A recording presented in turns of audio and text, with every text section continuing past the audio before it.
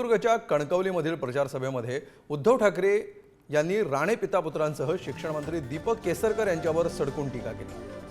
आव्हान मर्दानी द्यायचं असतं, हे कोण आव्हान देणारे असा सवाल उपस्थित करत उद्धव ठाकरेंनी राणे पितापुत्रांवर टीका केली आहे। सावंतवाडीच्या नतद्रष्टांना चपलेनं मारलं पाहिजे या शब्दात उद्धव ठाकरेंनी केसरकरांवर टीका केली।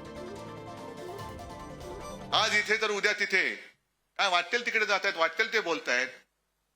त्यांनी मला आव्हान दिलं, येऊन रस्त्याने जाऊन दाखवा, हेलिकॉप्टरने येऊ नका।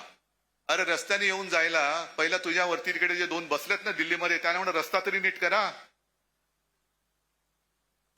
मुंबई गोवा रस्ता अजून खड्ड्यातला आहे। दुसरा नॅशनल हायवे त्याचं तर जवळपास वर्षभर कामच बंद आहे। बावडा रोड, बावडा ना, कारण हे बोलणार मला वाटलं बेवडा आहे, पण रोड बावडा आहे। बावडा रोड बंद, मग कुठल्या रस्त्याने येऊ आणि कुठल्या जाऊ?